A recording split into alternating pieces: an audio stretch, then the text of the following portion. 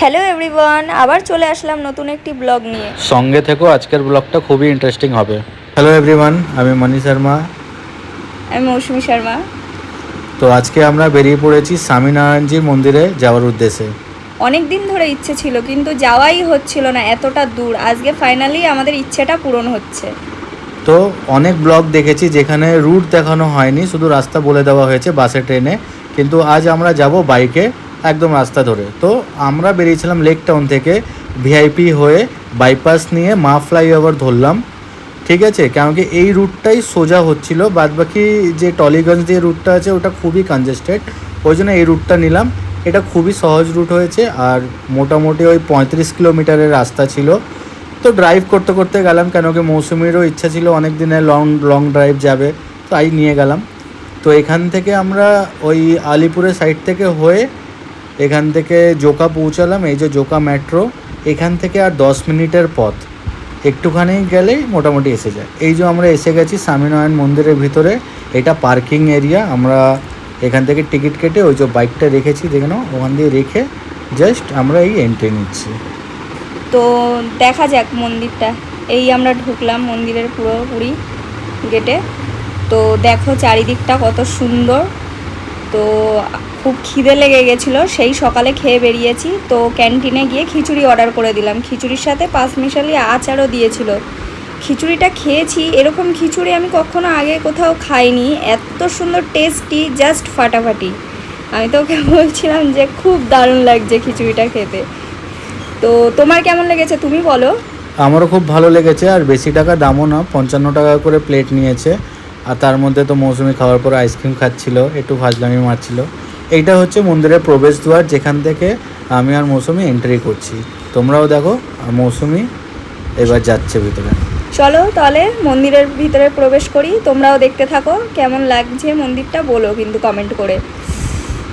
আর সবার থেকে বড় কথা, এত সুন্দর করে স্ট্রাকচার বানানো রয়েছে কি বাইরের দিকে গরম আছে, বাট ভিতরের দিকে খুবই ঠান্ডা। মানে হাওয়া এত সুন্দরভাবে পাস হচ্ছে, মানে ভিতর দিকে পুরো ঠান্ডা করে নিয়ে যাচ্ছে।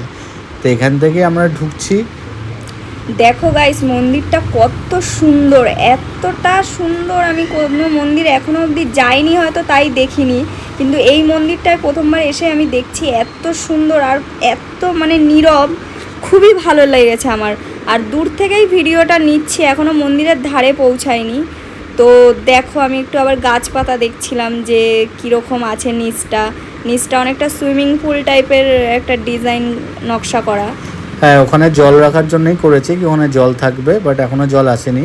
বাট মন্দিরটা দেখো গ্যাস, তোমার দেখলে মাথা খারাপ হয়ে যাবে, এত সুন্দর কাজ, মানে খুবই দারুণ, খুবই দারুণ। দেখে একদম এত দূরে জার্নি করে গেছি যে একটা খাটনি হয়েছে, সেই খাটনিটা পুরো একদম বেরিয়ে গেল, মানে সার্থক হয়ে গেল যাওয়াটা।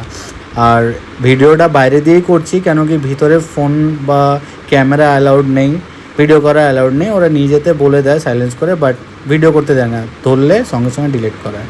মৌসুমি এখানে বসে একটু হাওয়া খাচ্ছিল, খুবই হাওয়া ফ্লোটা ছিল। এটা দেখো মন্দিরটা।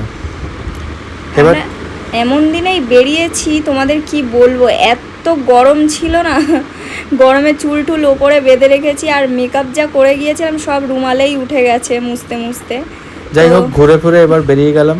বেরিয়ে এবার আসার পথে প্রিন্সেপ ঘাটে আসলাম, যেখানে মৌসুমি বলেছিল যাবে প্রথমবার, কেন কি ওর তো যাওয়া হয়নি, তাই নিয়ে আসলাম দেখানোর জন্য, কিন্তু কোনো লাভ হলো না, হাওয়া পানি কিছুই ছিল না।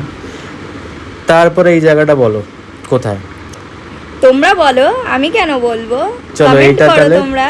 তোমার যে ভিউয়ার্স আছে তারা কমেন্ট করে জানাক কি এই জায়গাটা কোথায়। আসলে বুঝতেই পারছে, তাও তোমরা জানাও এই জায়গাটা কোথায় আছে, কমেন্ট করলে খুব ভালো লাগে। তোমাদের একটা লাইক আর কমেন্টে আমরা অনেকটা মোটিভেট হই আগামীকাল আরও ভালো ভিডিও আনার জন্য। তো তোমরাও একটু যদি ভালো লাগে তাহলে লাইক, শেয়ার আর ফলো করো আমাদেরকে, তাহলে আমরা আরও ভালো ভালো ভিডিও করতে পারবো। তো বাই বাই, টাটা। টাটা।